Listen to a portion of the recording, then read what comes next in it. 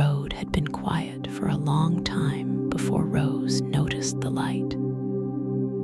She had been driving through the kind of rain that did not fall so much as settle, soft and slow and persistent.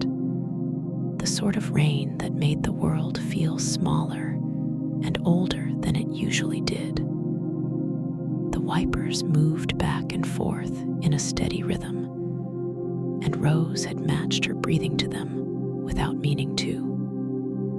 In, out, in, out. The windows had fogged at the edges, leaving only a soft oval of clear glass ahead of her, like a painting of a road she was traveling through rather than a road she was actually on. She was not sure exactly when she had left the highway.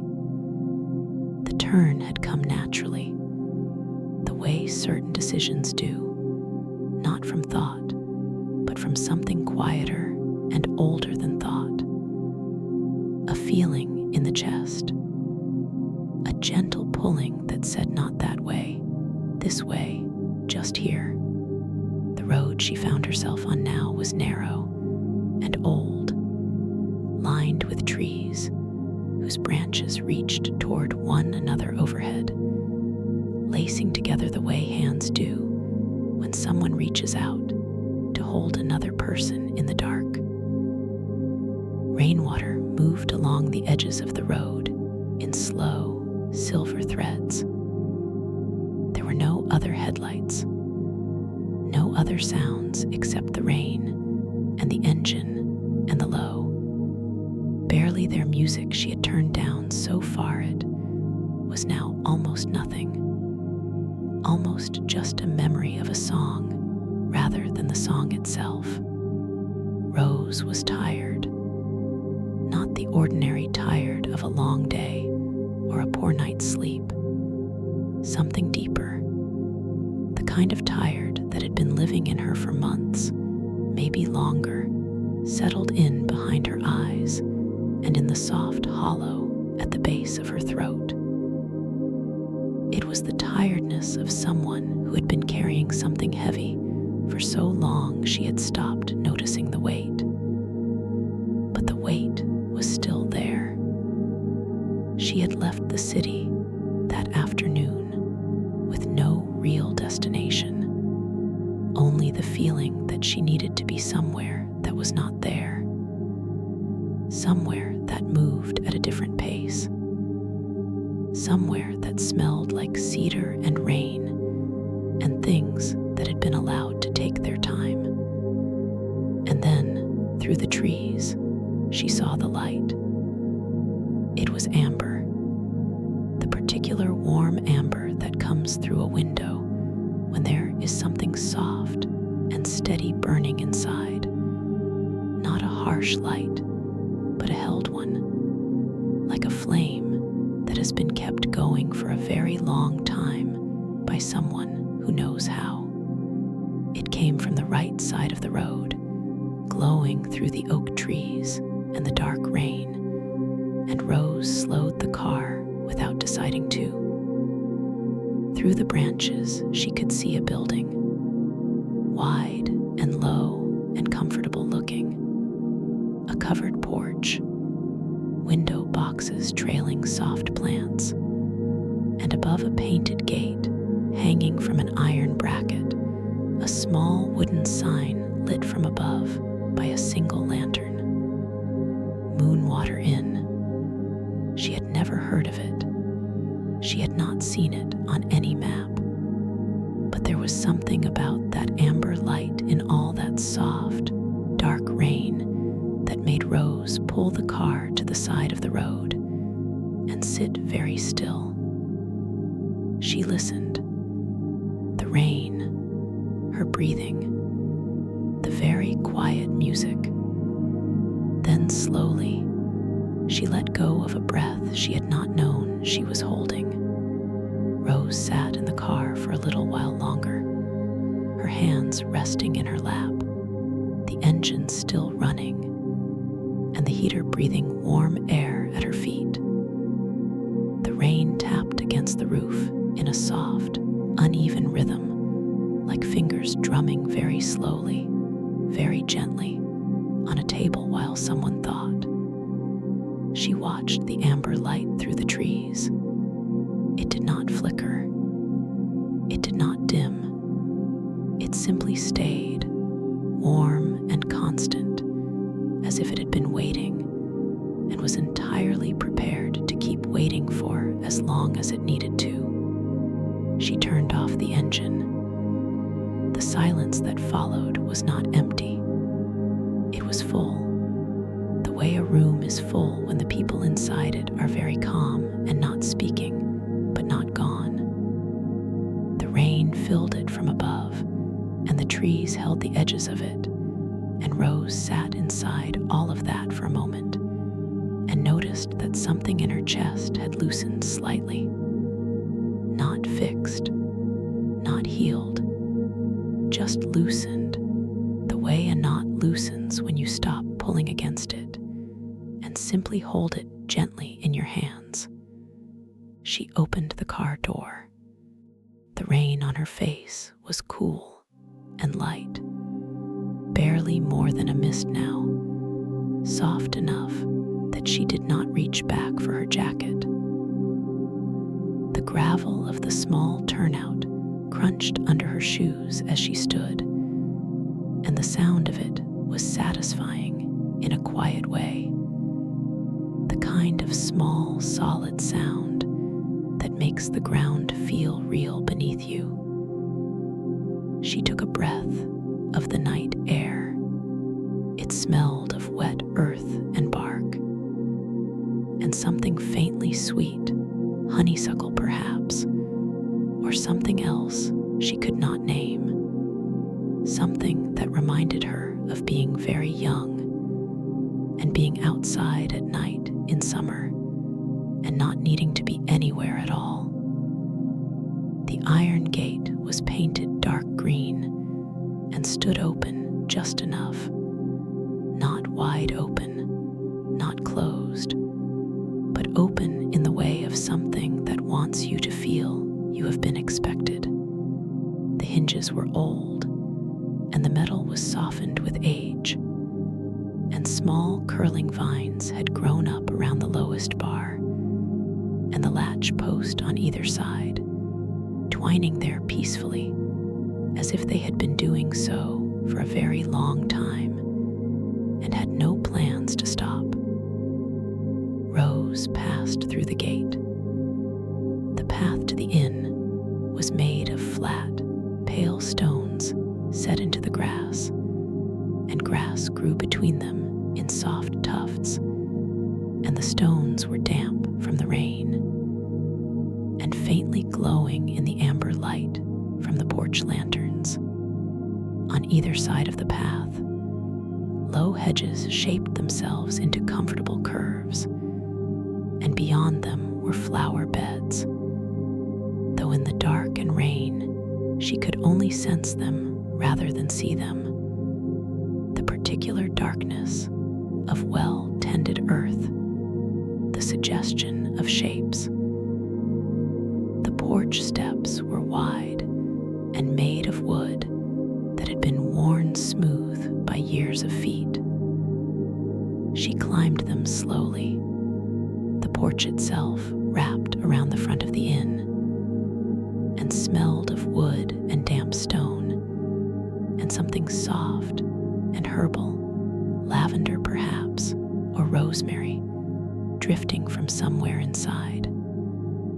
A rocking chair sat empty at one end of the porch, and it moved just slightly in the evening air. Rose stood before the front door.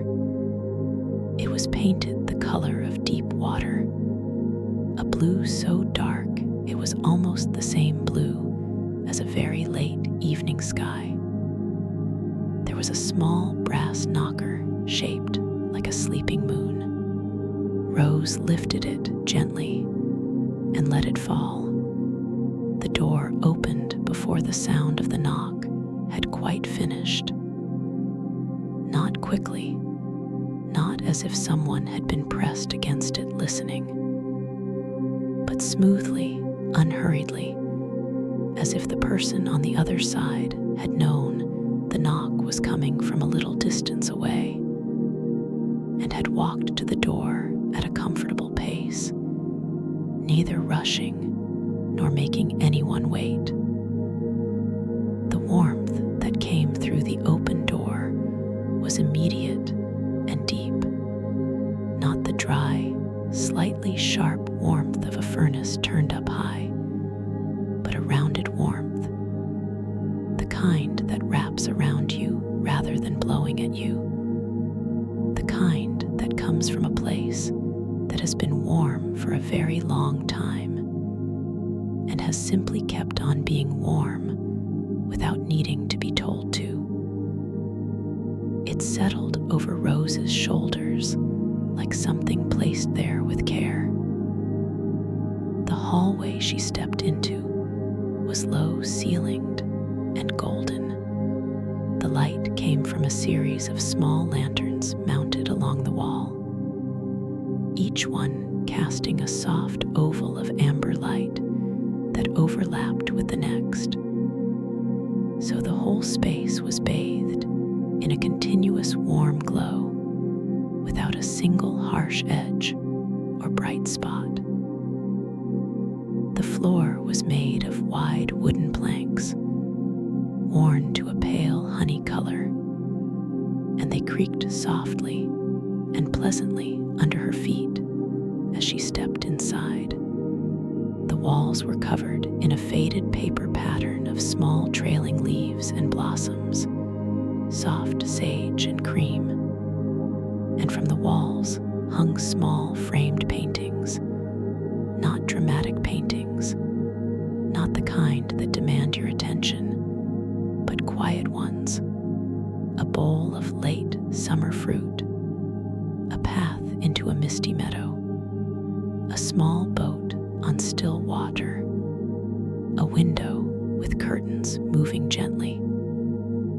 The kind of paintings you find yourself looking at slowly, without meaning to, because they do not insist on being looked at. Along the right wall was a low table with a bowl of dried lavender and rosemary, and Rose could smell it from where she stood. A narrow mirror with a wooden frame hung above the table, and in it she saw herself, slightly damp from the rain, her hair curling at the temples, her eyes softer than she expected. She looked, she thought, like someone who had just stepped out of something and not yet stepped into something else.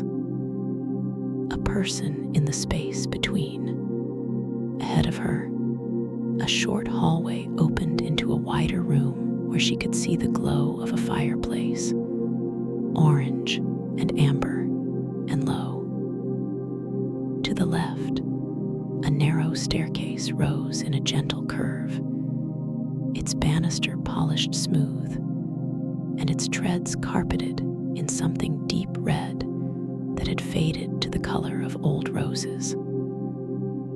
From somewhere further in the inn came the quiet sound of something simmering on a stove, the slow, steady sound of a pot kept at a comfortable heat.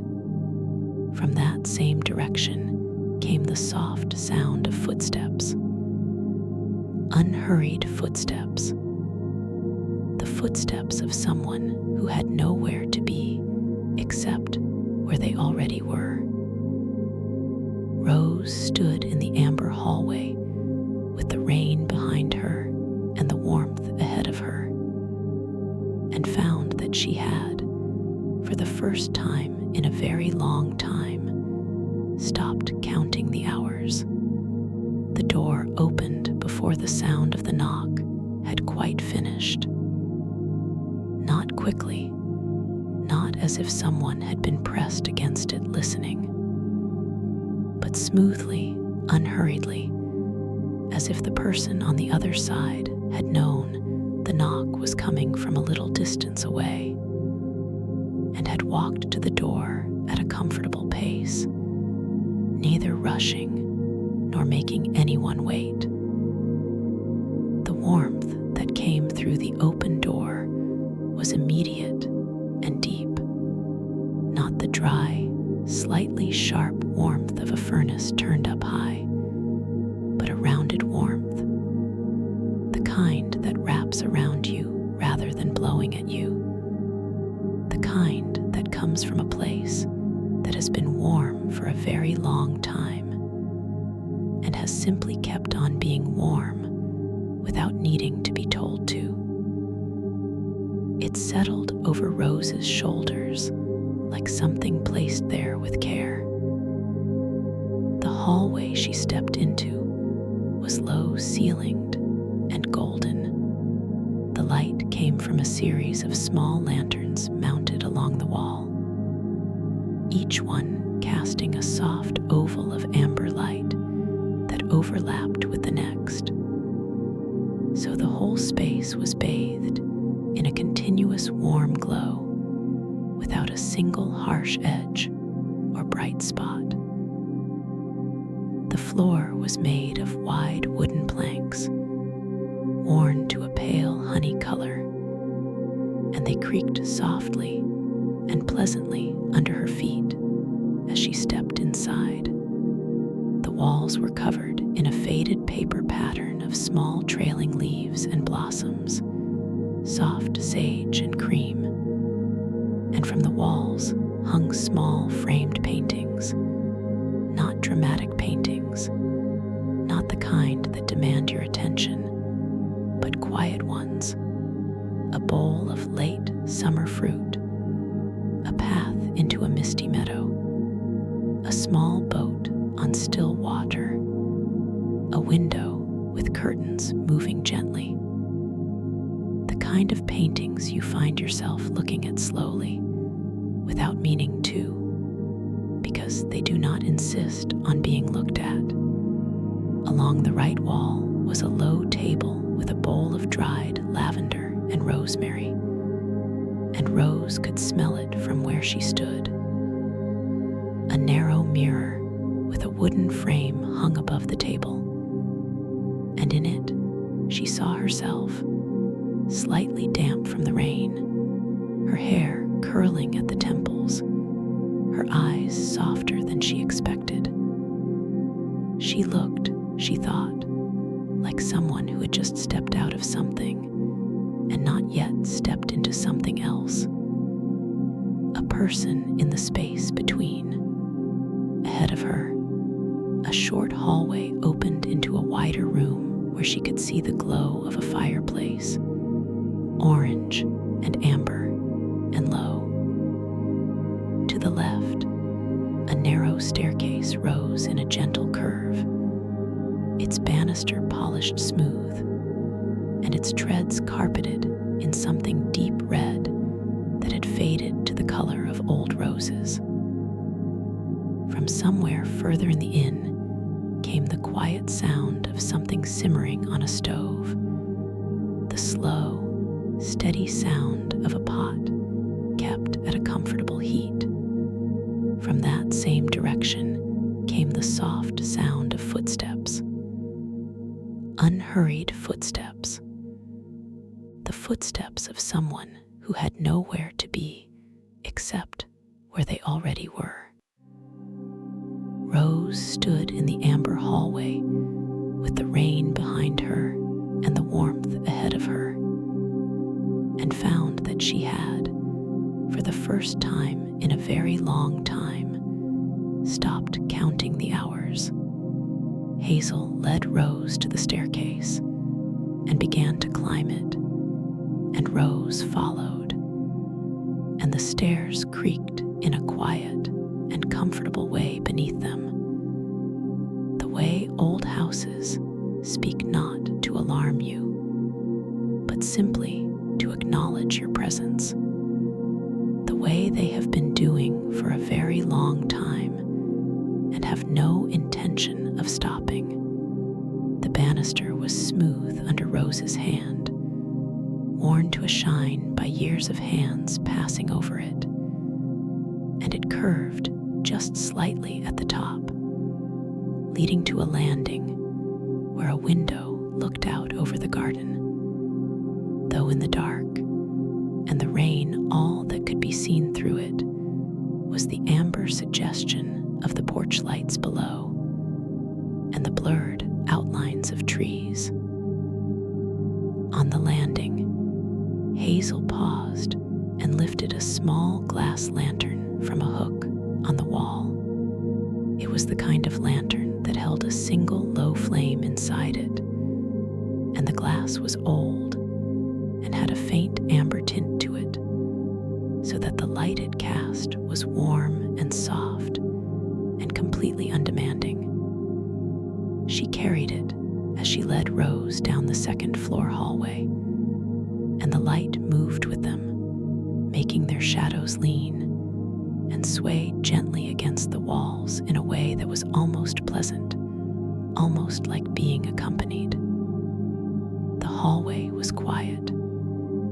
The other doors they passed were closed, and from behind them came no sound. The whole upper floor had the quality of a place that was resting, not empty, but resting. The way a house rests in the early hours of morning, when everyone inside it is asleep, and the building itself has settled into its own quiet breathing. They passed 4 doors. The first was painted white. The second was pale blue, the color of a winter sky on a clear morning. The third had a small bunch of dried herbs hanging from its handle, tied with a ribbon the color of old gold. Hazel paused briefly at the third door and adjusted the herbs slightly, a habitual, tender gesture, and then moved on. The fourth door was at the very end of the hall, where the hallway made a small turn to the right. This door was painted the same deep blue as the front door downstairs, though lighter by one shade, the way the sky lightens as you look from the horizon upward. There was a small brass number on it, a 7. Hazel lifted the lantern a little higher so the light fell on the door, and she took a key from her apron pocket, an old key, long and slender, and slipped it into the lock and turned it with a sound that was clean and final and satisfying.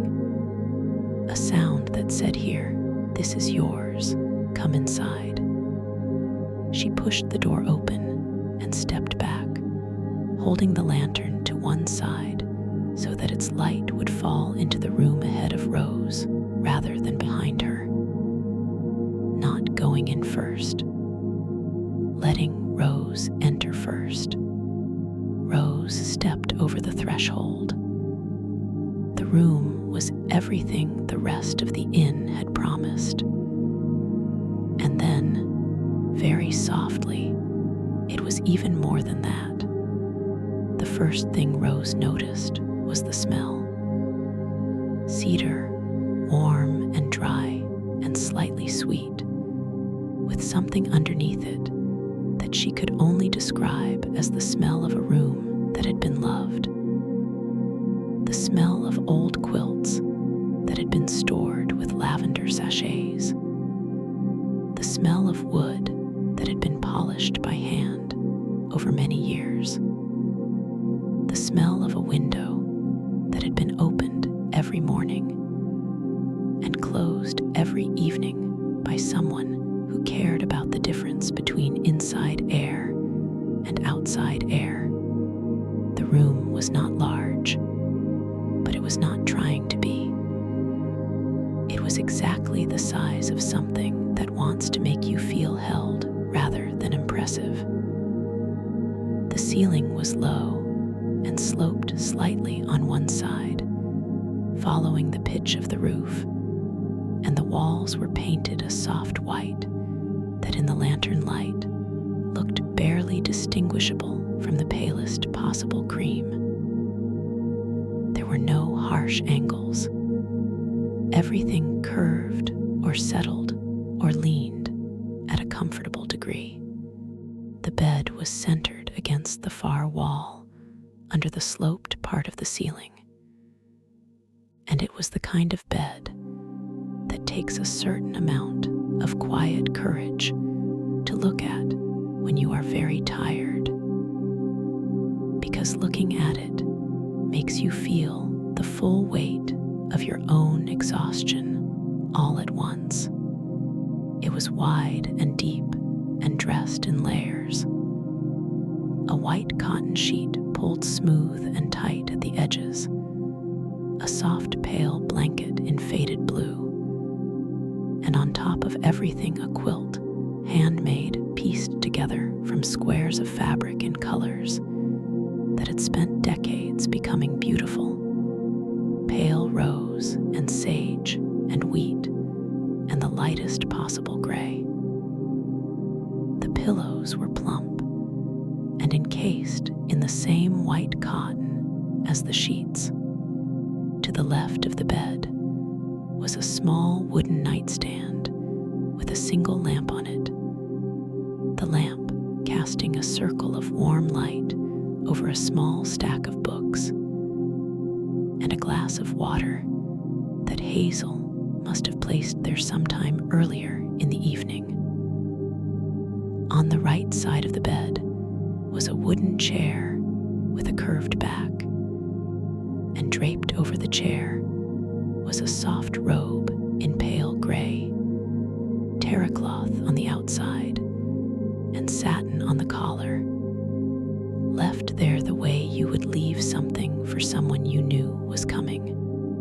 Against the wall near the door was a low wooden dresser, its surface empty except for a small vase of dried wildflowers, cream and pale yellow, and a shallow dish that held a single smooth stone and a small card. Rose picked up the card. In handwriting that was unhurried, and even, it said, "Sleep as long as you need to. There is no hour here that belongs to anything else." She set the card down again, very carefully, as if it were fragile. Hazel had set the lantern on the dresser and now stood quietly in the doorway. She said the bath was just down the hall on the right, the second door, and that towels were already inside. She said if Rose needed anything, she could follow the staircase all the way down, and she would find her in the kitchen, because she was always in the kitchen in the evenings. Then Hazel said goodnight, and the word in her voice sounded exactly like what it was. After Hazel had gone, and the soft sound of her footsteps had faded down the hall, Rose stood in room 7 and breathed. She stood in the center of the room between the bed and the window, and simply let herself be in the room, not thinking about tomorrow or yesterday or the long months that had settled in her bones. Just being in this room, this cedar and lavender room with its handmade quilt and its low lamp and its small card with its handwritten permission to sleep. After a while, she moved to the window. The window was wide, and the sill was deep enough to sit on, and it looked out over the back of the inn rather than the road, over what she understood in the dark to be the garden. The rain had eased while she was inside, or perhaps it had simply changed its character, because what fell now was barely rain at all, but something between rain and mist, something so light that it did not sound against the glass so much as settle on it, collecting in slow, wandering drops that moved down the pane in no hurry, through the window and the soft mist, the garden was dark, but not empty. The amber light from the downstairs windows spilled out across the garden in long, warm rectangles, and by this light Rose could make out the shapes of things. Wide hedges trimmed in smooth curves, a gravel path that caught the light and held it faintly, the dark bulk of a large tree whose canopy spread wide and low, the way very old trees spread, not reaching up but settling outward, comfortable with the ground beneath them after so many years of standing on it. At the center of the garden, just at the edge of where the window light reached before it softened into dark, Rose could see the shape of something stone, a low, round structure, a fountain, perhaps, or a bird bath, or something she did not yet have a name for. It sat at the meeting point of several garden paths, and was still enough that she was not certain whether it was working or simply resting. And somehow the uncertainty was pleasant. Beyond the garden and the garden wall, the trees continued, tall and close together. And beyond the trees there was only dark, the comfortable dark of countryside at night, a dark that was full rather than empty, full of rain smell and earth smell, and the slow breathing of nocturnal things, insects and owls, and the small rustling movements of whatever lives in the grass when no one is watching. Rose rested her forehead against the cool glass of the window. She closed her eyes. She could feel the coolness of it against her skin, and behind that the warmth of the room at her back. And between the two of them, the cool window and the warm room, she felt for a moment held, suspended, not pulled in any direction, but simply supported exactly where she was. She stayed like that for a while. The mist moved across the glass in slow shapes. Somewhere in the garden below, a small night bird called once, and then was quiet. Rose did not need to know what it was. It was enough to know it was there. There was a soft knock at the door. 3 knocks. Quiet, evenly spaced, unhurried. Not the knock of someone who expected a quick answer, but the knock of someone perfectly willing to wait. Rose turned from the window. She had not been aware of how much time had passed, standing at the glass, forehead resting against the cool pane, while the mist moved outside. It could have been 10 minutes. It could have been longer. Time in this room seemed to be operating under different rules than it usually did. She said, "Come in." The door opened, and Hazel entered carrying a tray. It was a wooden tray, wide and low, with a folded cloth beneath the objects on it, so nothing would shift or rattle. On the tray was a ceramic teapot in a soft sage green, its surface textured and slightly uneven in the way of handmade things, and next to it, a single cup and saucer in the same sage glaze, and a small ceramic pot that Rose took to be honey, and a folded linen square in pale cream. Hazel carried the tray to the nightstand and set it down with the quiet precision of someone who had done this many times and found something satisfying in doing it well. She straightened the folded linen. She touched the handle of the teapot briefly to confirm it was where it should be. Then she turned and looked at Rose with those clear, still eyes, and she said that it was her own blend. Chamomile, she said, and linden blossom, which she dried herself in late summer, and a small amount of passion flower, and a little dried apple for sweetness.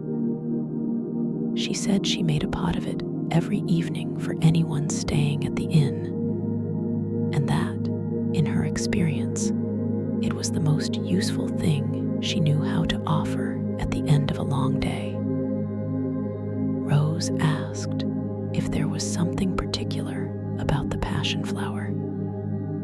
Hazel considered this. She said she supposed there was.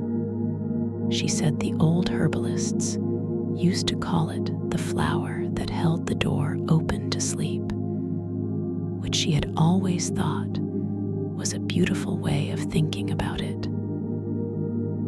Not a door that pushed you through or pulled you through, but simply a door held open, patiently, without pressure, until you were ready to walk through yourself.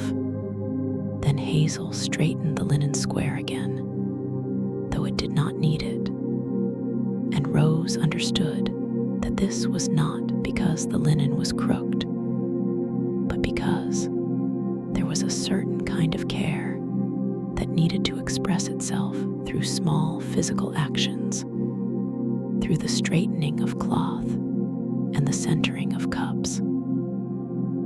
Hazel said she hoped Rose would be comfortable. She said the rain would likely stop before morning, and in the morning, the garden smelled very good after rain. She took the lantern from the dresser as she left, since the bedside lamp was already giving more than enough light, and Rose listened to her footsteps move back down the hall, unhurried, and even, and then they turned a corner and were gone. The room was very quiet. The sage green teapot steamed. Rose sat on the edge of the bed and poured the tea. The pour was slow and steady, the color of it pale amber, the steam rising in a thin, curling column that moved with the same unhurried quality as everything else in this room, as if the steam itself had been instructed to take its time. She could smell the chamomile immediately, warm and faintly sweet, and slightly herbal in the way of meadows in late summer. And beneath it, something lighter that she thought must be the linden blossom, something more delicate than the chamomile, almost floral, almost like the memory of a flower rather than the flower itself. She set the pot down and held the cup in both hands. The ceramic was warm, not hot, not the temperature of something just taken from the stove, but the comfortable intermediate warmth of something that has moved past its peak heat and settled into something more sustainable, something you could hold for a long time without being burned. She held it for a moment before drinking, feeling the warmth move through the ceramic into her palms, and from her palms inward, spreading up her arms and into her shoulders. And she noticed that her shoulders had been raised, had been tight, and that the warmth helped them lower a little. She took the first sip. It tasted the way it smelled, which sounds obvious, but is not always true of things. The chamomile was first, soft and slightly sweet. Then the linden blossom, lighter, almost effervescent, the way certain kinds of softness are almost surprising. Then the dried apple, a quiet sweetness that rounded the edges of everything else and kept it from being only herbal. And last, trailing at the end of the sip, something that she could not isolate exactly, some quality that was less a taste than a feeling, a very gentle settling, as if something inside her had been slightly vibrating and had just now, very slowly, stopped. She sat with the cup in both hands and did not move for a little while. Outside the window, the mist continued to settle on the glass.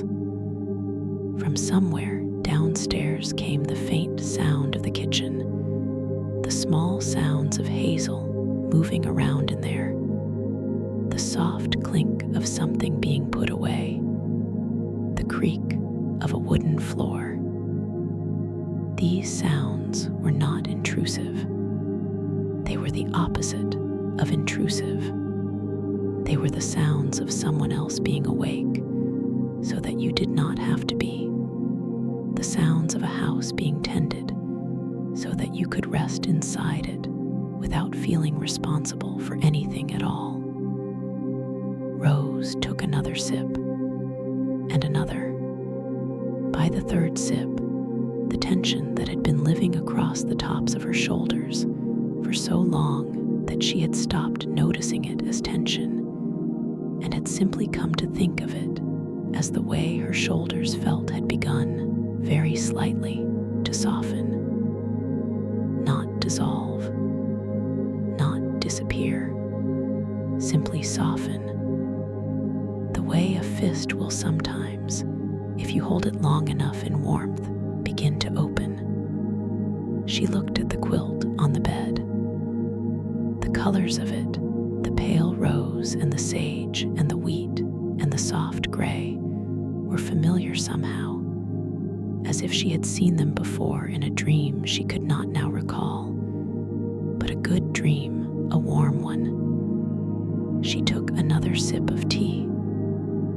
Outside, the mist fell. Rose left the tea half finished on the nightstand and took the robe from the back of the chair and went down the hall to the bath.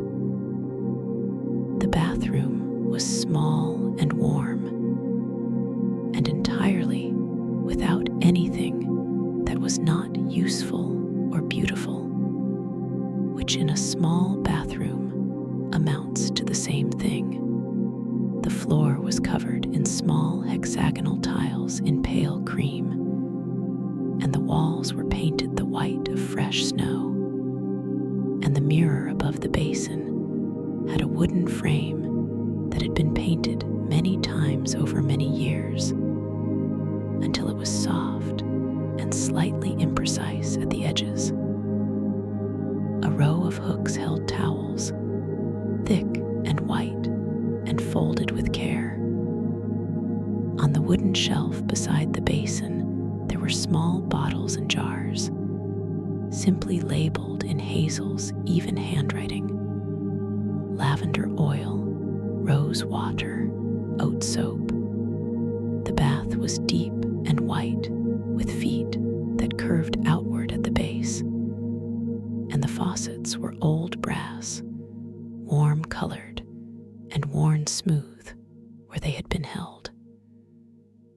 Rose turned on the hot tap, and the water came immediately and steadily, and the sound of it filling the tub was a sound she had always found calming, the sound of water falling into water, a sound that the world makes without needing any help from anyone. She added several drops of the lavender oil from the shelf.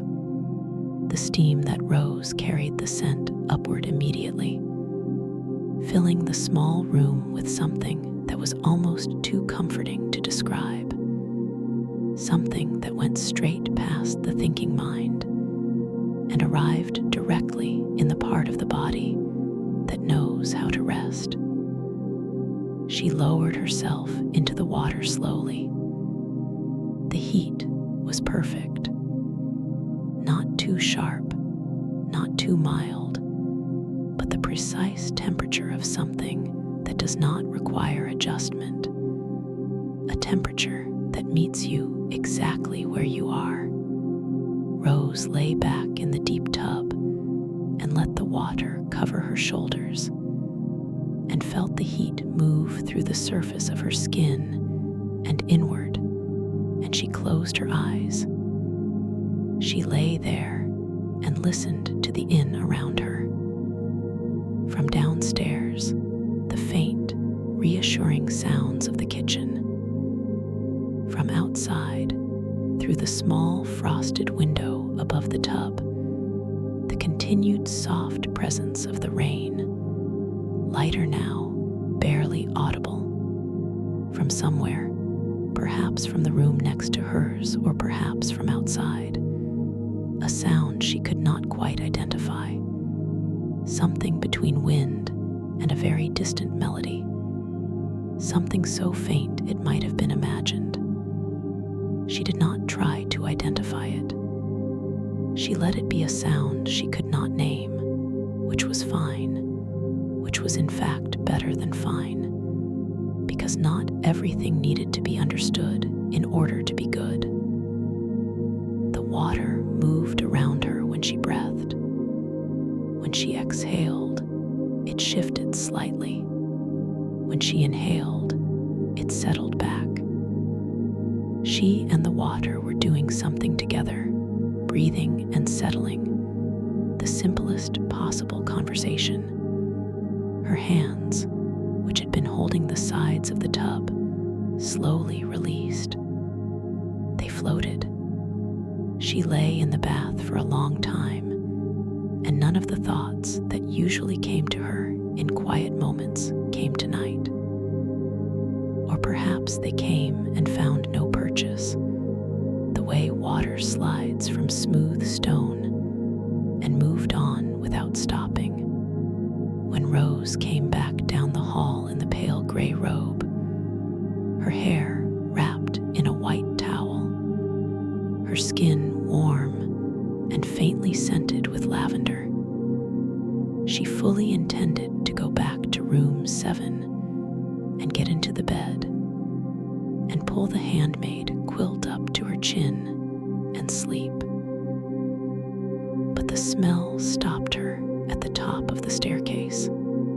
It rose from the floors below, warm and generous, the smell of something slow cooked and deeply good, a soup or stew that had been allowed to become exactly what it wanted to become over the course of several unhurried hours. There was the dark, sweet undertone of onion that had been cooked past translucent into gold, the earthier note of root vegetables, a softness that might have been cream, or perhaps just the long, slow reduction of good stock, a green herbal thread that ran through all of it, light and fresh, a counterpoint to the depth of everything else. It was the kind of smell that does not ask anything of you. It does not demand that you be hungry. It simply informs you quietly that there is warmth and nourishment available, and that you are welcome to it on your own terms, on your own time. Rose stood at the top of the stairs for a moment. The warmth of the bath was still with her, spread through her limbs in a pleasant heaviness that was the good kind of heaviness, the heaviness of a body that has been heated and softened and asked for nothing in return. She thought about the quilt. She thought about the nightstand lamp and the small stack of books and the sage green teapot, still probably holding some warmth.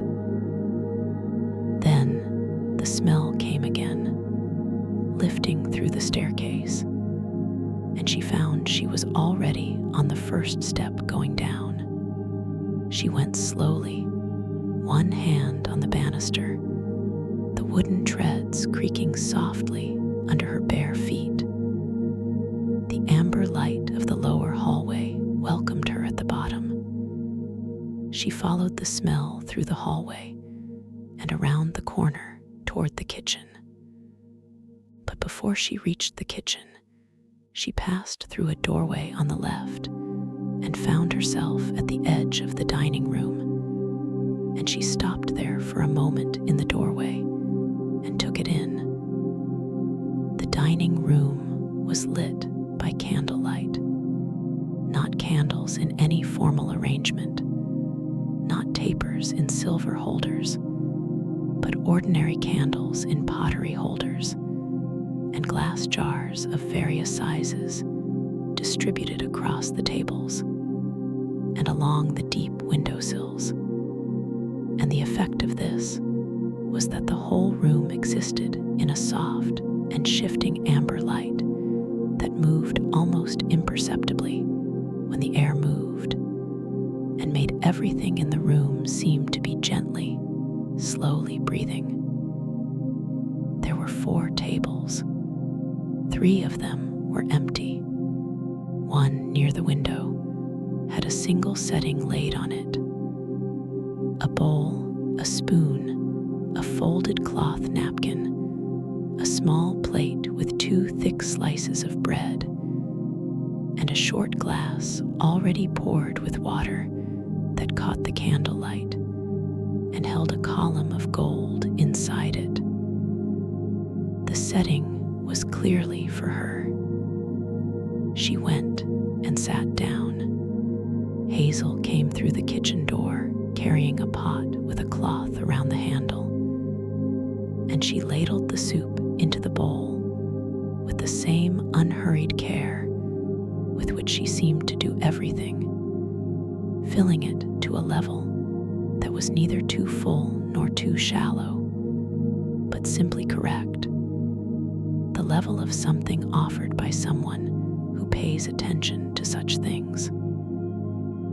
Then she set a small ramekin of soft butter beside the bread, and she straightened the spoon, and she asked if Rose would like anything else. Rose looked at the table and said she thought this was exactly right.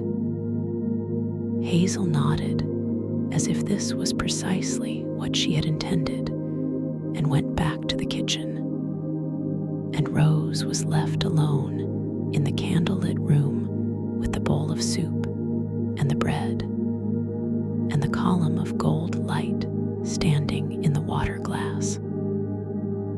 She wrapped both hands around the bowl first, the way she had wrapped both hands around the teacup upstairs, holding the warmth, taking stock of it before beginning. The soup was deep amber in the bowl, the color of the inn's light, and across its surface, a thin film of gold moved as Rose shifted the bowl slightly. The smell was everything the staircase had promised. She ate slowly. She ate the way she had not eaten in a long time, without a screen in front of her, and without a plan forming itself in the back of her mind for what came next. She simply ate. Each spoonful was warm and deep, and had a quality of completeness about it, as if every ingredient had been present long enough to become part of something larger than itself. The root vegetables were soft without being formless. The broth was the kind of thing you find yourself wanting after it is gone, a want that is not dissatisfied, but simply honest. The bread was dense and slightly sour, the crust yielding without crumbling, and the butter softened immediately on contact with it. between spoonfuls, she looked out the window.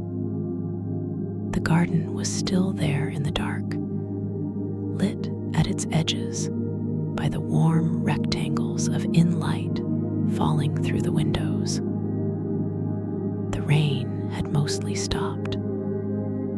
The wet stone of the garden paths caught the light and held it, and the topmost leaves of the nearest hedge moved slightly in a breeze she could not feel from inside.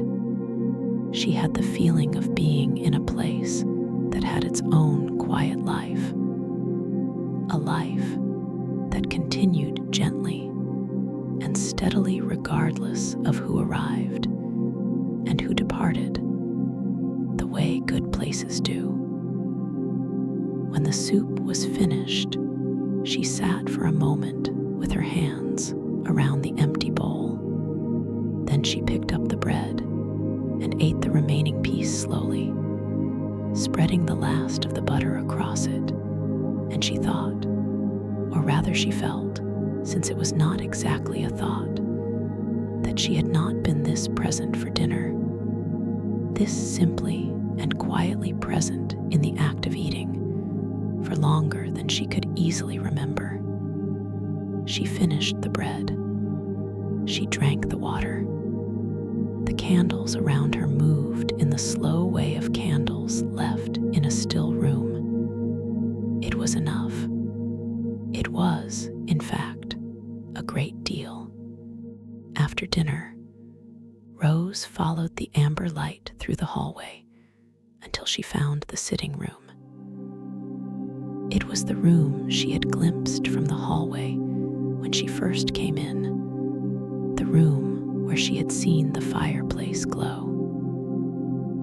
Now, standing inside it, she understood why the glow had looked so warm from the doorway. Fireplace was wide and low and built from river stones that had been selected. It seemed, with some care for color, pale gold and soft gray, and the occasional rust red that caught the light and threw it back differently from the others. In the fireplace, a slow fire burned, not the crackling, vigorous fire of something recently lit, but the steady, deep-breathing fire of something that had been going for hours and had reached a comfortable equilibrium, burning without hurry and without drama, simply burning. In front of the fire, two armchairs faced each other at a slight angle, the angle of chairs arranged not for a formal conversation, but for a comfortable one, the angle that says we do not have to look directly at each other if we do not want to. The fire is here between us, and we can both look at that instead. Chairs were upholstered in a deep teal fabric that had faded pleasantly toward green at the armrests, and the cushions were thick and had been sat in enough times to hold the impression of being sat in without quite losing their shape. Between the chairs, a small table held 2 candles and a low, shallow bowl with a single floating flower, pale and closed for the night, but present. Rose settled into the left-hand chair. She pulled her knees up slightly, drew the gray robe closer around her, and looked at the fire. The fire looked back, or rather it moved as fire moves, and the moving was a form of looking, a form of attention that asks nothing and offers simply its own warmth and its own color and the low, deep sound it makes, a sound that is almost below hearing, but that the body registers anyway, a sound that the body, in its oldest and most animal parts, associates with safety. Rose had not sat by a fire in a very long time. She had forgotten what it did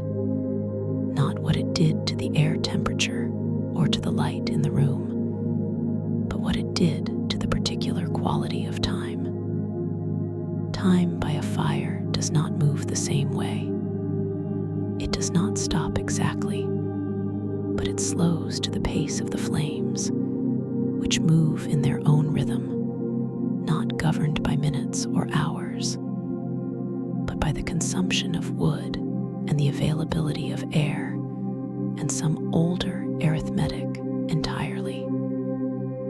She sat in the chair and watched the fire and let time be what the fire made it. The sitting room was quiet around her. The candles on the table between the chairs were lit and moved very slightly. The floating flower in the bowl was still, its petals closed, waiting patiently for a morning that would come. From the kitchen, the last small sounds of Hazel putting the evening to rest. Then even those stopped, and there was only the fire. The second armchair had been empty, but it was not empty for long. Rose heard her before she saw her, the soft sound of footsteps in the hallway, and then the quiet appearance of a figure in the doorway of the sitting room. A woman who paused there for a moment, as Rose had paused in the doorway of the dining room, taking in the room, deciding whether to enter. She was older than Rose by perhaps 20 years. Her hair was white, cut close and neat, and she wore a long cardigan in a deep burgundy color over what appeared to be soft cotton trousers. And she carried in one hand a small paperback book with a faded cover, and in the other a cup of something, steam rising from it in a slow spiral. She saw Rose, and she smiled, not the performed smile of someone being polite, but the smaller, genuine smile of someone who is simply pleased to find the room occupied by a person they have no reason to be on guard around. She said she hoped Rose did not mind company. She said she didn't talk much in the evenings. She just liked to be near a fire. Rose said she was glad for the company. The woman sat in the other chair and tucked her feet underneath her with the easy, unconsidered flexibility of someone who had long since stopped caring about appearances. And she set her book face down on the arm of the chair and held her cup in both hands and looked at the fire. Her name, she said after a while, was Clara. Rose said her own name. Clara nodded once, as if filing it away, not for any purpose except that she liked knowing the names of the people she sat near by fires. They sat together in silence for a while. It was not an uncomfortable silence. It was the silence of two tired people sharing a warm room without needing to do anything about each other.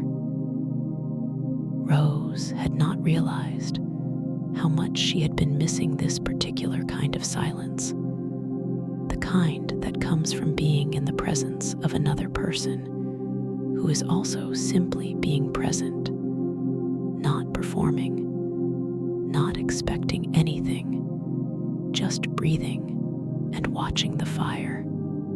After a while, Clara picked up her book and opened it to a page near the middle and began to read. She did not read visibly, the way some people read who cannot help showing that they are reading, moving their lips or tracking the lines too deliberately. She read the way someone reads who has spent a lifetime reading, quietly and completely, the words and her attention moving together without effort. Rose watched the fire. Occasionally, Clara turned a page, and the the small sound of the page was pleasant in the room. The fire settled into its embers slowly. One of the candles on the table between them moved in some imperceptible draft and then steadied. The floating flower in the bowl held its closed shape patiently in the amber light. Rose felt, sitting in her chair across from Clara and her quiet book, that she was being allowed to rest without being alone. That someone else was keeping watch in the gentlest possible sense, so that she could let her attention go soft. It was a considerable gift. Clara set her book down again after a while and looked at the fire. She was quiet for another long moment, the way she was quiet, comfortably, and without urgency. And then she said, without turning her head from the fire, that this was her 4th time at the Moonwater Inn. Rose asked how she had found it the first time. Clara smiled, and the smile was slow and a little private, the smile of someone remembering something they are fond of. She said much the same way Rose had, she supposed. She said she had been driving somewhere or from somewhere, and the road had offered itself. She said she had been a different version of herself that first time, a more anxious one who carried her worries in her shoulders and who had not slept well in years. She said she had slept 9 hours her first night at the inn. Rose asked what it was about the inn. Clara was quiet for a moment, looking at the fire. She said she thought there were different answers to that question, depending on which part of it you were asking about. She said, if you were asking about the practical part, it was Hazel's tea and the quality of the beds, and the fact that there was no noise and no obligation and no one expecting anything of you. She said, if you were asking about the less practical part, she was not sure she could put the words to it in a way that would not sound strange. Rose said she thought she might not mind strange. Clara looked at her then from across the fire, and there was something in her pale eyes that was both old and very alert, the look of someone who had learned to tell the difference between people who said that and meant it, and people who said it but did not. She seemed to decide that Rose was the former. She said that she thought the inn was a place that had been loved for so long it had learned how to give love back. Not the complicated kind, she said. Not the love that requires something in return, but the simple kind. The kind that a very old and well-tended garden gives when you walk through it in the evening, that asks nothing of you except that you be there and breathe. She said she thought Hazel had something to do with it, because Hazel had been tending this place for a very long time, and some of her attention had, she believed, been absorbed into the walls and the wood and the stones. She said some people were like that. Their care accumulated in the places they loved, and you could feel it there, even when the person was out of the room. Rose looked at the fire. She thought about the card in room 7. Sleep as long as you need to. There is no hour here that belongs to anything else. She thought about the handmade quilt and the sage green teapot, and the lantern held up so the light would fall into the room before her rather than behind. She said what she thought she understood. Clara picked up her book again. The fire breathed. On the far wall of the sitting room, between the fireplace and the window that looked onto the garden, there was a bookshelf. Rose had noticed it when she first sat down, but had not looked at it closely, her attention taken by the fire, and then by Clara. Now, with Clara reading in her quiet, self-contained way, and the fire burning low and easy, Rose let her gaze move to the shelf. It was built into the wall itself, which meant it had always been there, had been planned for, and built by whoever built the inn. Someone who believed from the beginning that this room needed books. The shelves ran from near the floor to just above Rose's head when standing, and they were full, but not crammed. The books given room to breathe, standing and leaning at comfortable angles, the spines facing out in a way that invited browsing without demanding it. There were novels whose titles Rose recognized, and others she did not. There were collections of poetry in small volumes with cloth-bound covers in faded colors. There were natural history books with illustrations, the kind printed in the era when illustrations were done by hand, each one meticulous and beautiful and slightly wrong in the way of drawings made before photography, before it was possible to check exactly. There were travel books about places Rose had never been, and several about places she had. And the quality of holding a book about a place you have stood in is different from the quality of holding a book about a place you haven't. And she let herself feel both. There was one shelf given over to what appeared to be handwritten journals, a dozen of them at least, in various sizes. The covers plain fabric or leather, or simply thick card. The spines labeled in different handwritings, some neat, some generous and sprawling, some barely legible. These were not displayed as objects or as decorations. They were shelved alongside the printed books without ceremony, as if they belonged there equally, as if a person's handwritten record of their own interior life occupied the same kind of space as a published novel, which perhaps it did, or ought to. Rose stood up from her chair slowly and walked to the shelf. She was not sure what she was looking for. She was not looking for anything exactly.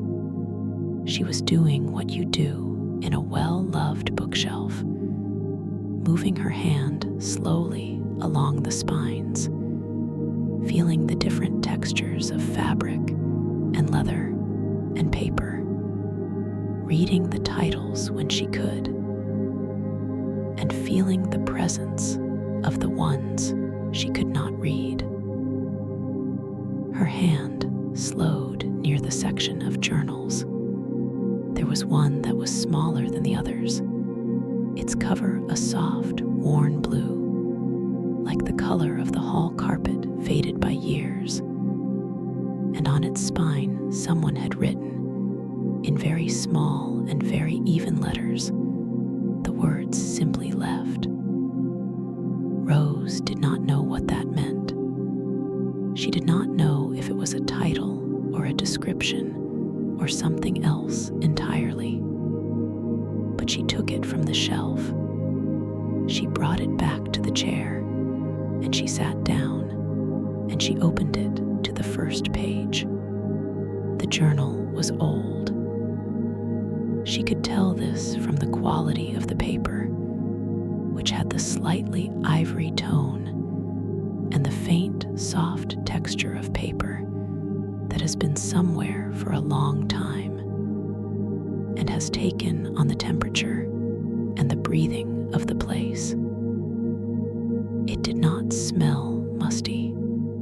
It smelled, if anything, of the same cedar that the room upstairs smelled of, and beneath that something pressed and dried, as if flowers had been placed between its pages at some point, and had been there long enough to leave the memory of their scent in the fibers of the paper, even after they were gone. The handwriting on the first page was a woman's handwriting. Rose was not sure why she felt certain of this. There was something in the particular quality of its care, the way the letters leaned slightly to the right, with a consistent slant that suggested a person who wrote often and thoughtfully, and who had a habitual way of forming certain letters.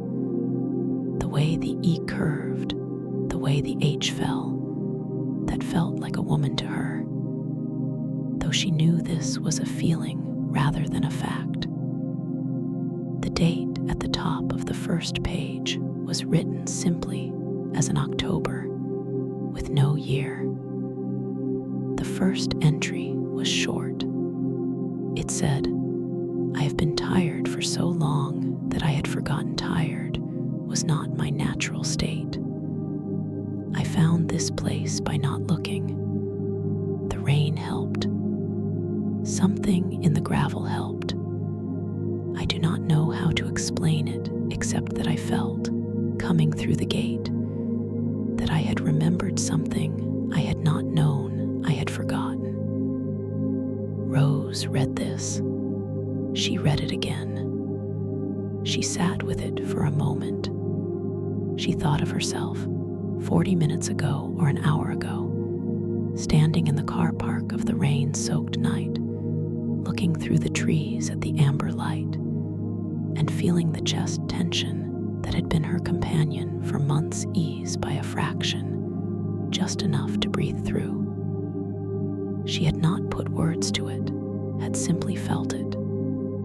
But if she had put words to it, she thought they might have been something close to these. She turned the page. The second entry said, "Hazel made the tea again tonight. I have been sleeping 9 and 10 hours. I did not think my body still knew how to do that. I had forgotten that rest is not something you achieve. It is something you arrive at. You cannot force your way to it. You can only stop running away from it and wait for it to come to you." Rose looked up from the journal. Clara was still reading, unaware of Rose's reading, or aware, and simply choosing to leave it private, which amounted to the same thing in practice. The fire had settled further. The candle between them was lower. The floating flower in the bowl was the same, petals shut, patient. Rose looked back at the journal. She turned to a page somewhere in the middle, chosen without purpose, and read the sentence she found there. It said, "The garden is different at night than it is in the day, but I am not sure I can explain how. Perhaps tomorrow I will go and see it again." Rose turned more pages. The journal was not a record of events. It was not the kind of diary that catalogs the hours and the happenings of a day. It was something else, something less linear, more like a conversation the writer had been having with herself.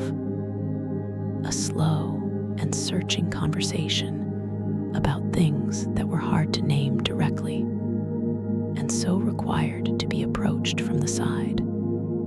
The way you approach a shy creature in a field, slowly, without facing it head-on, letting it get used to your presence before you try to get any closer. One entry said, "I think the thing I had been afraid of was not any specific thing. I think the thing I had been afraid of was simply the feeling itself, the fear of the feeling. And coming here has somehow removed me from that particular loop. I am still tired. I am still carrying whatever I have been carrying, but I am carrying it in a different way, more gently, more like something I am taking care of than something I am trying to escape." Another entry further on said, "There is a fountain in the garden made of old stone, and it makes a sound like water talking to itself. I sat beside it this afternoon for a long time, not thinking about anything, just listening. And I realized I have very rarely in my life done that. Sat somewhere and listened to something that was not talking to me or about me. Just a thing making its own sound for its own reasons. There is a comfort in that I cannot fully articulate." Another entry near the back of the journal, in writing that was slightly looser than at the beginning. The writing of someone who had settled into themselves over the weeks of writing, said, "I asked Hazel once how long the inn had been here, and she said long enough, which is either a very short answer or a very long one, depending on how you hear it. I asked her if she was ever lonely out here, and she looked at me the way she looks at things, with those clear gray eyes that do not add anything unnecessary. And she said she had found that loneliness required a certain kind of inattention to the present, and that she had been practicing attention for long enough that loneliness rarely found a gap to slip through. I have been thinking about that ever since." Rose stopped reading and looked at the fire. She thought about attention. She thought about the way she had been moving through her days, always slightly forward-leaning, always in slight anticipation of or slight dread of the next moment, never quite settling into the one she was in. She thought about the way the bath had felt when she had stopped holding the sides of the tub and let her hands float. She thought about the soup and the way time had moved differently while she was eating it.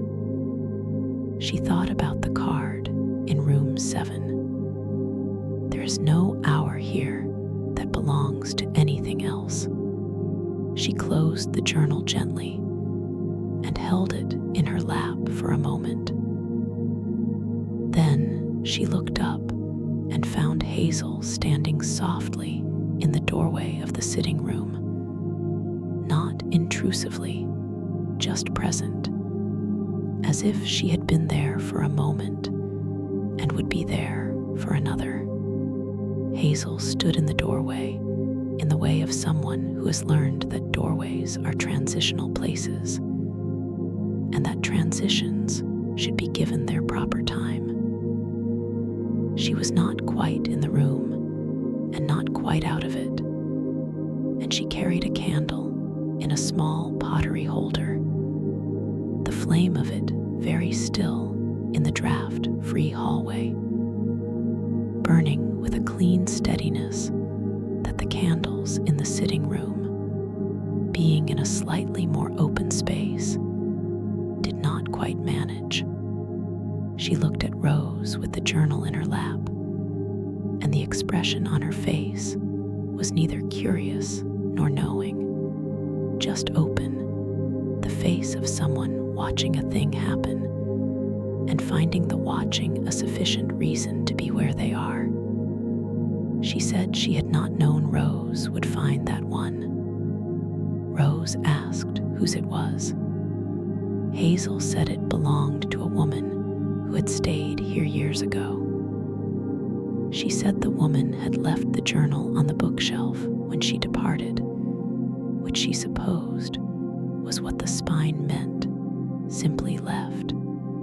She said a few guests had done that over the years, left something, a book or a drawing or a written thing, not from forgetfulness, but from intention, as a way of leaving something of themselves in a place that had given them something.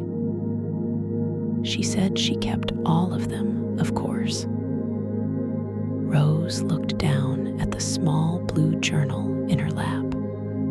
She thought about the woman who had written those entries, the woman who had been tired in the same way Rose was tired, the woman who had been afraid of the feeling rather than the thing, who had sat by the stone fountain and listened to water talking to itself. She did not know her name. She did not need to. She felt her presence in the pages anyway, the way you feel the presence of someone who sat in a chair before you through the slight particular warmth the cushion holds. Hazel said that the rain had stopped entirely now. She said the garden was very good after rain, and some guests liked to walk in it before sleeping, and she thought if Rose felt like it, the garden was worth seeing at this hour. She said the stone path would be slightly damp, but the stepping stones were good solid ones and would not shift underfoot, and the moon was out now.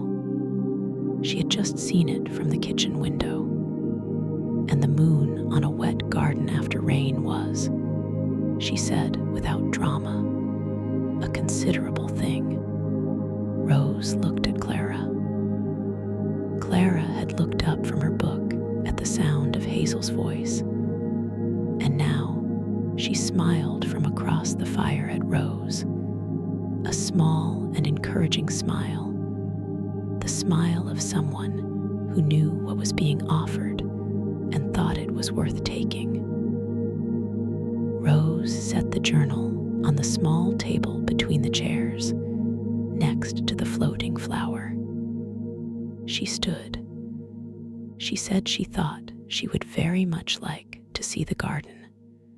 Hazel turned from the doorway, and the candle flame moved with her turning, but recovered itself immediately, steady again in the still air of the hall. Rose followed her through the amber light, past the row of small framed paintings, past the wooden table with the lavender bowl, toward the back of the inn and the door that opened onto the night. The back door of the inn opened onto a shallow step, and below the step the garden path began, pale stone catching the moonlight and releasing it slowly.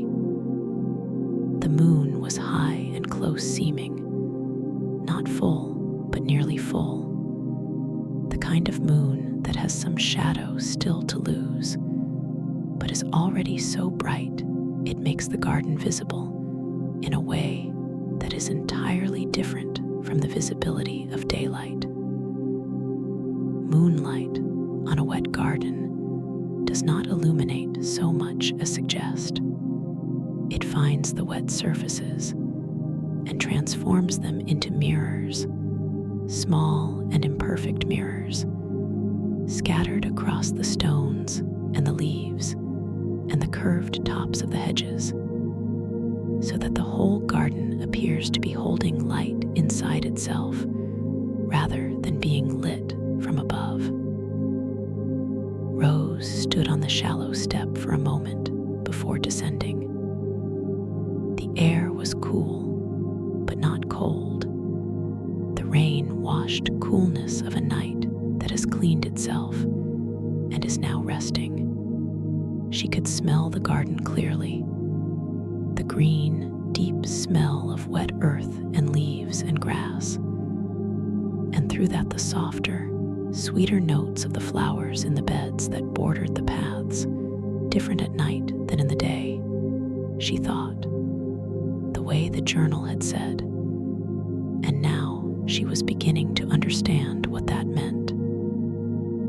At night, the scent of flowers is less directed, less tied to the source. It moves more freely. It is more like weather than like perfume. Hazel walked ahead on the path, carrying her small candle, though the moonlight made the candle largely unnecessary, and she must have known this. Rose thought perhaps she carried it not for the light, but for the ritual of it, for the feeling of carrying light deliberately into a well-lit place. They walked without speaking. The garden was larger than it had appeared from the upstairs window. The paths curved and branched and doubled back on themselves in the way of gardens planned not for efficiency, but for the experience of walking through them, planned so that the next thing was always slightly hidden around a slight turn, so that the garden never entirely revealed itself all at once. On both sides of the path, the flower beds held shapes Rose could mostly only sense rather than see. The tall stalks and low mounding forms, the closed tight heads of day flowers, and the open faces of the ones that bloomed at night. These were the ones whose scent was strongest now, and she paused once on the path and bent toward one of them. A wide pale bloom on a low plant, open fully, its petals slightly luminous in the moonlight, and she breathed in, and the scent was cool and sweet and slightly powdery and entirely good. She straightened. Hazel had paused a few steps ahead and was waiting without turning, giving Rose the time she needed without comment.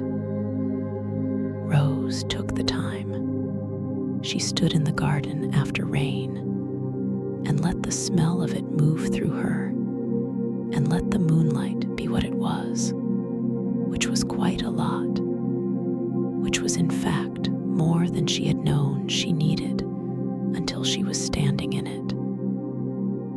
Then she walked forward, and Hazel walked forward, and the path turned, and the garden continued. Hazel began to name the flowers. She named them in the unhurried way of someone who has known them for a long time and loves them without needing to perform the loving. She said the names quietly as they walked past each bed, not pausing for long, not turning it into a lesson, just noting the names the way you mention the names of friends you are passing by.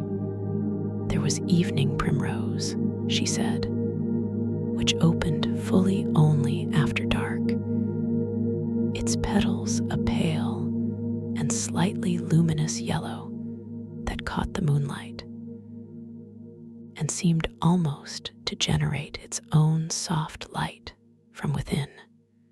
There was Nicotiana, which she said some people called flowering tobacco, which was not the most beautiful name, but was an honest one, and whose white tubular flowers were everywhere in this section of the garden, whose scent was strongest now. Clean and slightly sweet and slightly green all at once. The kind of scent that makes you take a second breath immediately after the first. There was moonflower vine, which she had trained along the low stone wall at the far edge of this section of the garden, and which she said was her favorite. It produced large, flat flowers in pure white, each one the size of a small plate, and they opened at dusk and closed again before the sun was fully up, which meant they were flowers that only the night ever got to see fully, and she had always found something touching about that. Rose walked beside the moonflower wall for a few steps, looking at the open blooms. They were extraordinary. Each one was perfectly symmetrical and perfectly simple, the petals broad and flat and slightly translucent at their edges, and where the moonlight hit the center of each flower directly, there was a small bright point of silver. She counted 3 open blooms on this section of the wall, and further along, barely visible, perhaps 2 more. She thought about the journal entry, the one about sitting by the stone fountain and listening to water that was not talking to her or about her. She thought about what it meant to pay that kind of attention, to give your full sensory presence to a thing that required nothing of you. She was paying that kind of attention now. It felt, she thought, like something she had set down a very long time ago and had just now picked up again. And the surprising thing was how easy it was to hold, how it did not cost anything to be attentive to the moonflower and the nicotiana and the cool, rain-washed air, how in fact it gave back more than it asked. She had been afraid, she realized, standing at the moonflower wall, that stopping would feel like losing, that slowing down would feel like falling behind. But standing here in the night garden with the moon above her and the white flowers open at the wall beside her, it did not feel like that at all. It felt like arriving somewhere.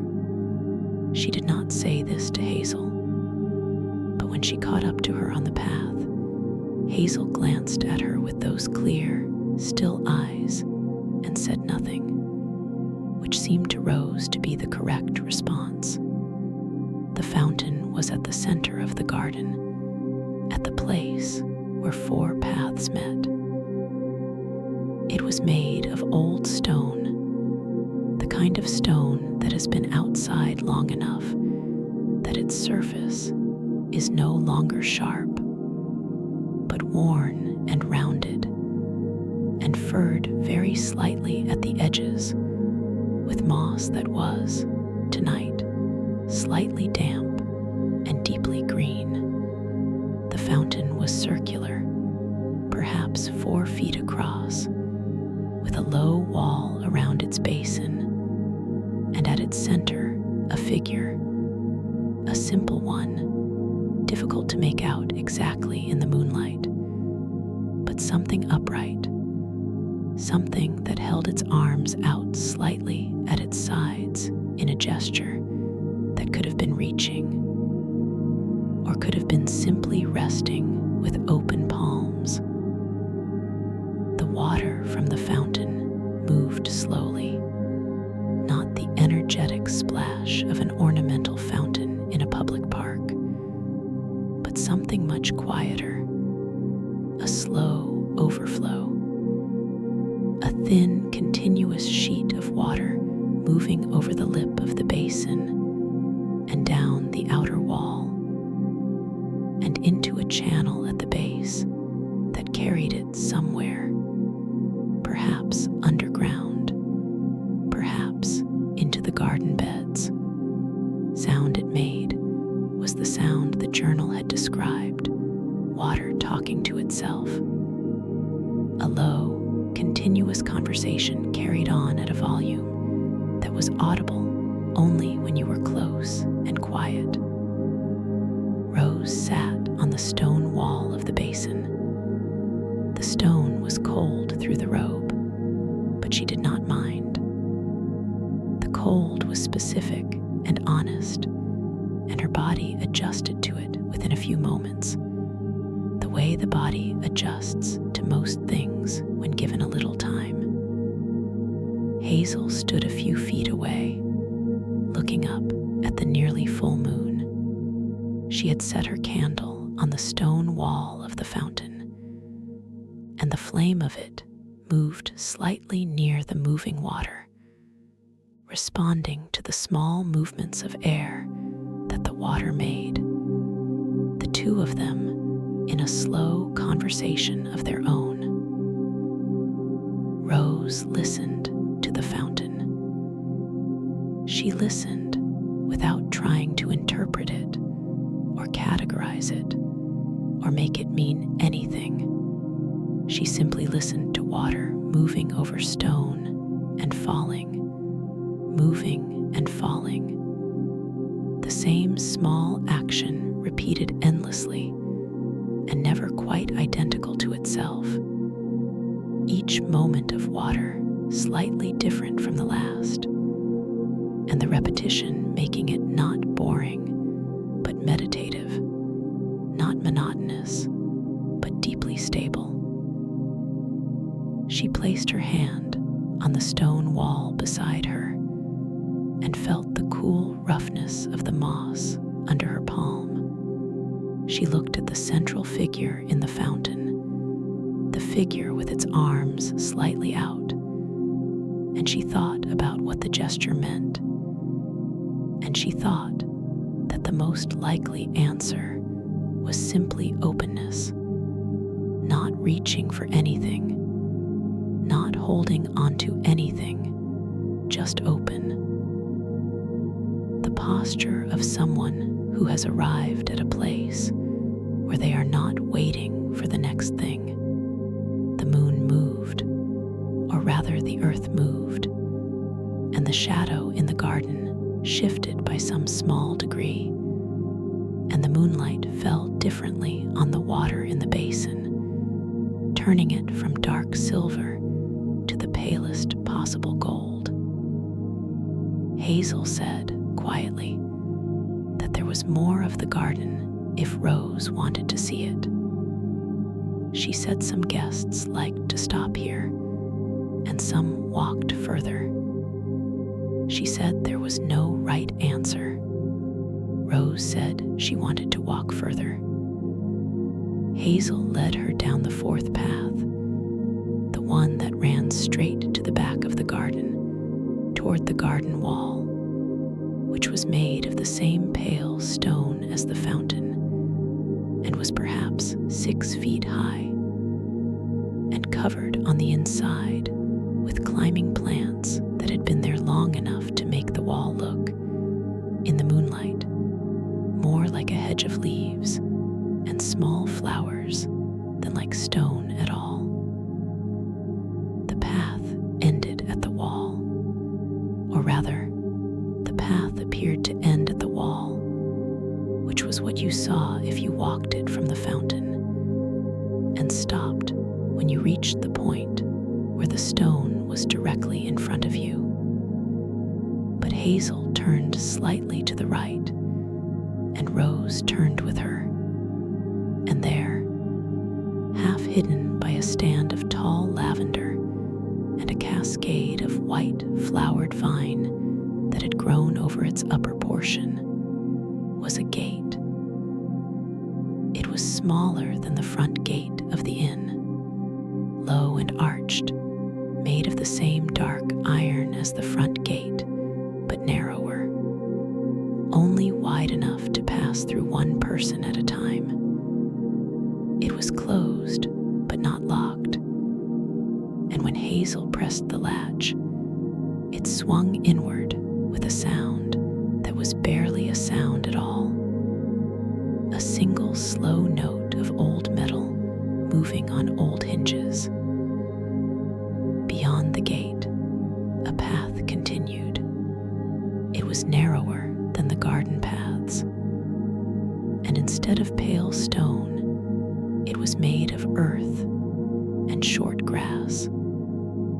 A walking path worn into the ground by the passage of many feet over many years, wide enough for two people to walk side by side if they walked close. On either side of it, the trees began immediately, old trees with their roots in the earth and their branches spreading wide and interlocking overhead. And through the branches and between the leaves, the moonlight fell in small and shifting pieces, dappling the path in a way that was beautiful and entirely unplanned, and would look slightly different every night depending on the moon's position and the wind's speed and how many leaves had fallen since the last time someone walked here.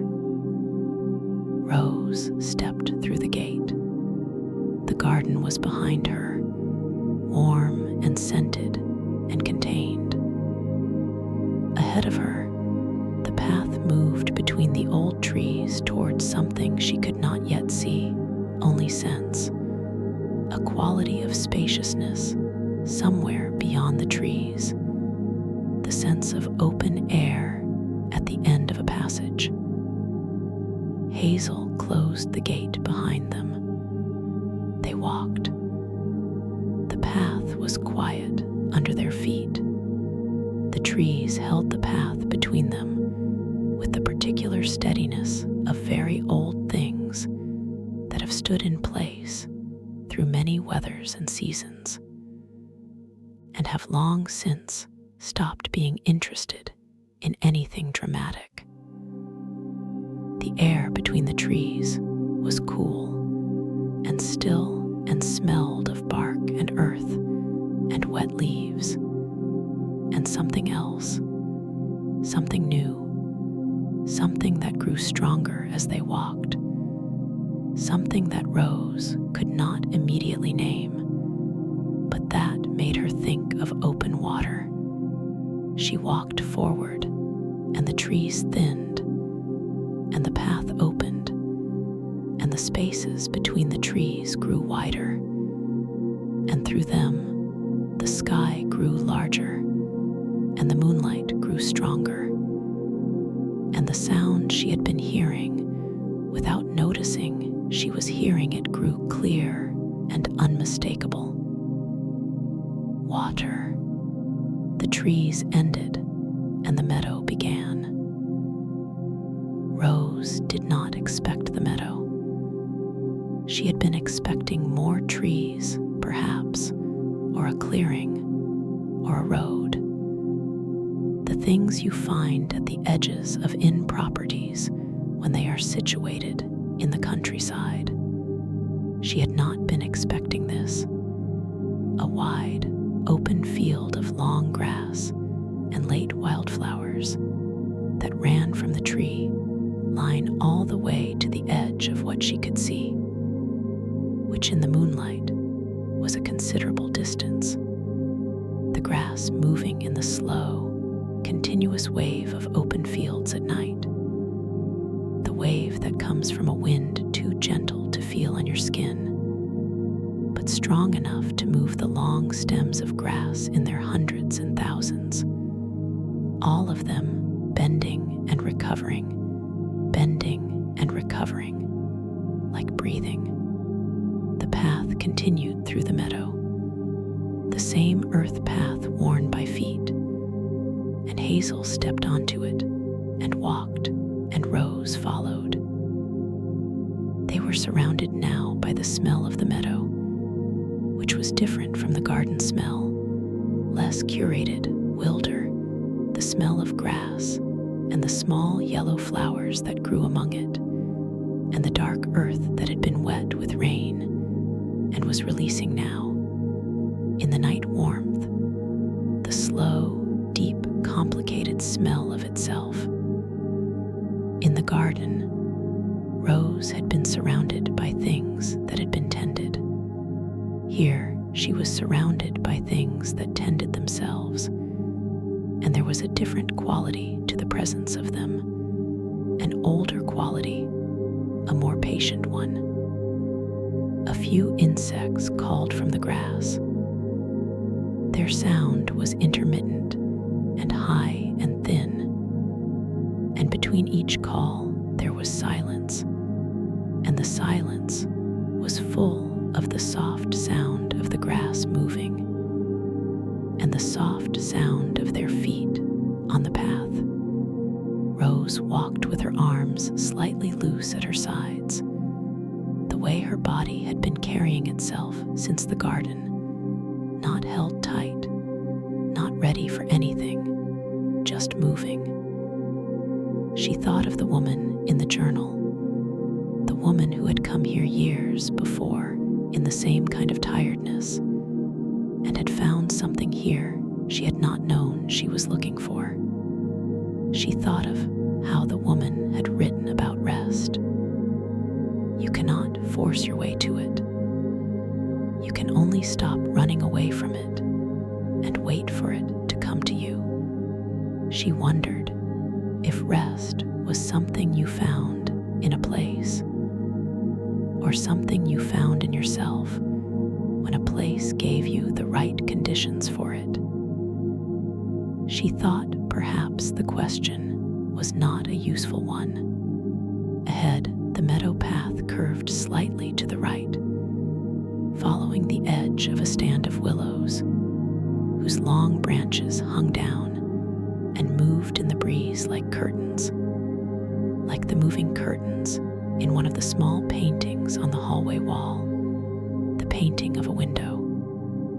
And it struck her that Hazel must have chosen those paintings deliberately, or perhaps they had not been chosen at all, but had simply accumulated in the inn over years, drawn there by some quality of the place. The willows parted ahead, and beyond them, still and wide and entirely silvered by the moon, was the lake. The lake was not large, but it was perfectly still. The rain that had moved through earlier in the evening had smoothed it entirely, and the water had not had time yet to be disturbed again by anything, so its surface was unbroken. A single continuous sheet of dark water that held the moon on it with the precision of a mirror. The reflected moon was not sharp, not the over-bright precision of a mirror in a room, but the softer, more forgiving precision of water. The reflected moon slightly larger and slightly warmer and slightly more accessible than the one above. The way reflections are sometimes more approachable than the things they reflect. Around the edges of the lake, the willows came down to the water, their long branches touching the surface in places and making.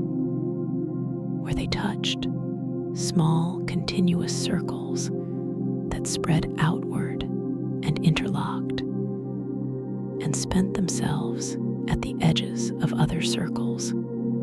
At the far side of the lake, the tree line continued, the same old trees that bordered the meadow, dark and still, and above them the wide sky with its near full moon and its accumulation of stars, some visible and some suggested by the faint increase in the brightness of the dark in certain places.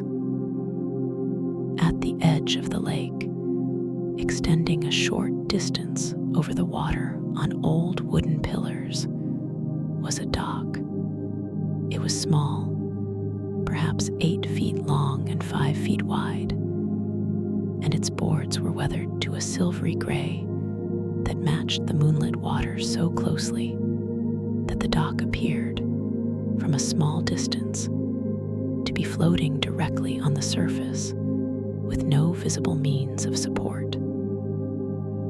At its far end, two wooden chairs sat facing the water, their outlines simple and low, old chairs that had been outside in many weathers and had settled into their shapes with a comfortable permanence. Hazel stopped at the edge of the dock and looked at the chairs. She said that she often came here herself in the evenings before retiring. She said the lake was, in her experience, one of the best things for the particular kind of tiredness that did not come from physical exertion, but from the accumulated weight of thought and feeling, which is a different kind of tiredness entirely and requires a different kind of rest. She said the chairs were sound and the dock was sound. Then she said she thought she would go back to the inn and finish closing up for the night, and that Rose should come in whenever she was ready, and that there was no hurry at all. She turned and went back along the meadow path without waiting for Rose to respond, her small candle visible for a moment between the willow branches and then gone. Rose stood at the edge of the dock and listened to the lake. The water moved very slightly. The willows touched the surface and made their slow circles. From somewhere in the trees at the far shore, a night bird called, a long, low, questioning sound, and then was answered by silence. Rose walked to the end of the dock. She sat down in one of the chairs. She looked at the moon on the water. For a long time, she only sat and looked at the lake. She was not thinking, not precisely. Things moved through her the way the slight breeze moved across the water, touching the surface and passing, leaving small temporary marks that smoothed themselves over a few moments later without intervention. She did not hold the things that moved through her. She did not refuse them either. She simply let them pass. She thought of her apartment in the city, the light that came through its eastern window in the morning, the particular blue light of early hours before the sun was fully up. She thought of the sound of the street below, the specific urban rhythm she had lived inside. For so long it had stopped being a sound and had become a condition. She thought of all the mornings she had woken before the alarm, lying in the blue light with her mind already cataloging everything that needed to be done, everything that had been left undone, everything she had said, and everything she had failed to say, and everything that might go wrong that she could prepare for if she simply thought hard enough about it for long enough. The lake was not the city. The difference was so total that it was almost difficult to hold both in the mind at once. The way it is sometimes difficult to hold in the mind simultaneously that two places on the earth are as different as they are. She tilted her head back. The sky above the lake was enormous and dark and full of stars, not the few stars you see from a city. the handful of the brightest ones that managed to make themselves heard above the light pollution. But all of them, the whole catalog, the stars of every brightness and every color, from the ones that blazed like small deliberate lights to the ones so faint they barely distinguished themselves from the dark between them, so that the sky was not black with points of light, but more like something textured, something that had depth, something that went back and back and back and did not stop.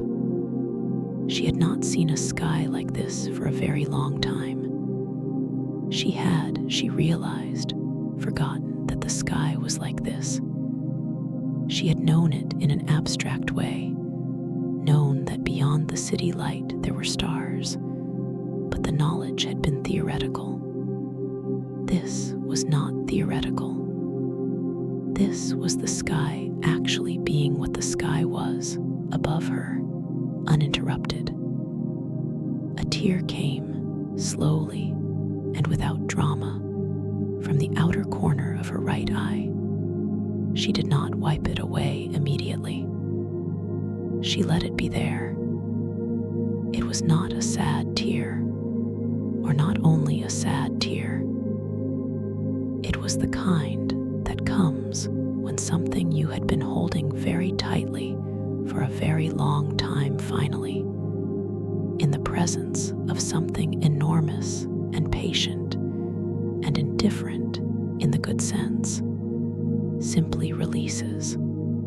She sat in the chair on the dock over the still lake and looked at the stars and breathed and let the sky be as large as it was. And she let herself be as small as she was, and somewhere between the two of them, the enormous sky and the small woman in the chair, something settled. Something, without being fixed, became a little less broken. Something, without being solved, became a little more endurable. Rose did not know how long she sat on the dock. Long enough for the moon to move by a noticeable degree, and for the reflection of it in the water to shift accordingly. Long enough for the chill to settle more fully into the air, and for her to pull the gray robe tighter around her without thinking about it.